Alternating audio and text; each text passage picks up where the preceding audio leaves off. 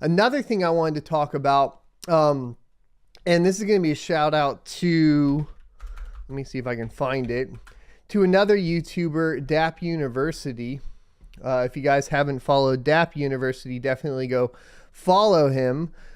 He did a video, I believe it was yesterday. Let me see if I can find it because most of my history is BJJ for whatever reason. Yep, I got it here. I want to show you guys this as part of that too. Because one of the things that a lot of people seem to be not, how do I put this? Give me a second, guys. I'm going to gather my thoughts. A lot of the things that people seem to not be accepting is NFT. And one of the points that he makes in this video or during his live stream specifically is that if you take a look at like what is being done most, it is in fact NFTs. Like, so that's going to be important to understand. Let me see if I can snag it here. Couple weeks or so, but I really want to drive this point home because you really need to understand this in the crypto space. So one of the coolest things about crypto is you can actually confirm what's going on in the space by looking at data on chain. Okay. People talk about how Ethereum is too slow, it's too expensive to use, the gas fees are too high, but you have to understand that when people are paying gas, that means that that they want to use the network as an indication of demand. Okay, and you can actually track where that gas is being spent on chain to see what are the most popular trends. Are people paying gas to swap? This is important. You guys need to understand. And look, you can have your opinion on different creators or whatever. The important point here is to understand what he's saying. He says you can track via the gas, everything's public, what applications, what things are performing the best and being used the most.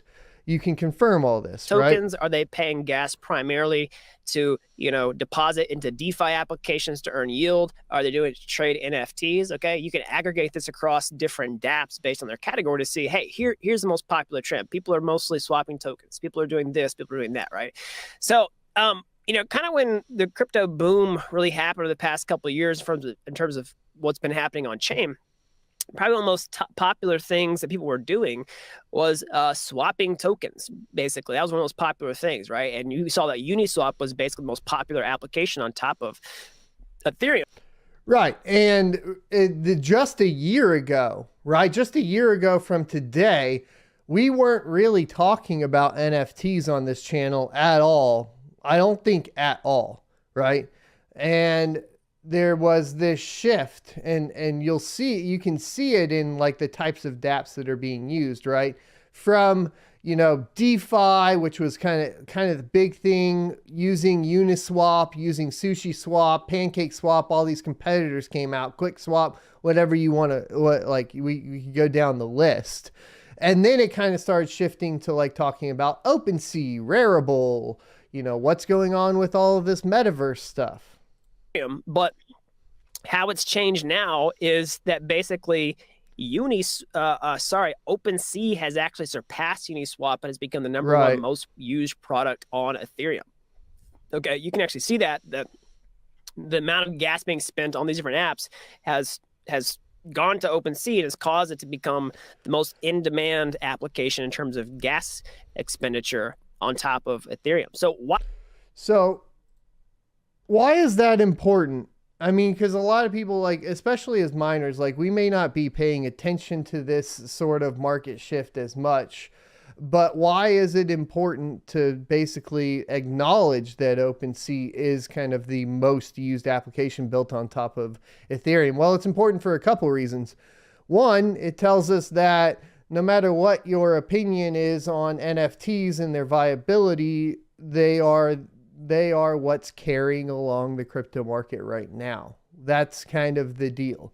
And then on top of that, it also shows that people are actually interested in it, right? There's a lot more interest in it on a grand scale from the public than there has been generated in the past for things like either the DeFi system, or if we go all the way back to ICOs, which we could get into. Now, cryptocurrency is an ever-evolving space, and this could change. But if you're looking at kind of what is being used the most in your safest like investments, of course, not financial advice, it does appear to be somewhere in the NFT space and enabling that. Now, if you're an NFT creator yourself or you're looking at creating NFTs, the other thing this tells you is which platform pretty much dominates the space. And that's OpenSea. Pretty much everybody I know, even in the real world, is only like as far as outside of cryptocurrency, is purchasing all their NFTs on OpenSea. It seems to be ubiquitous. It seems to be the number one platform that everyday people are utilizing.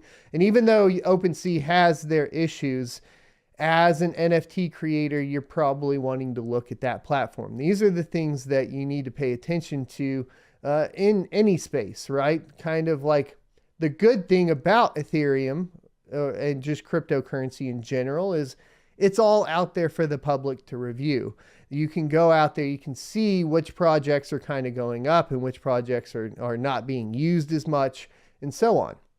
And the more gas expenditure, et cetera, that you see, you can kind of reasonably say, okay, this is being used more. This might be something I need to look into. There is a caveat here, especially within the NFT realm, which is going to be other NFT projects on different chains, as well as layer 2 options, reducing the amount of fees that Ethereum is seeing for that application. So, for example, right, Immutable X, where basically they have their own layer 2 option. And that's not necessarily like all of the Gods Unchained cards aren't trading and all that aren't necessarily being or affecting the Ethereum gas costs or gas fees, right? So there you go.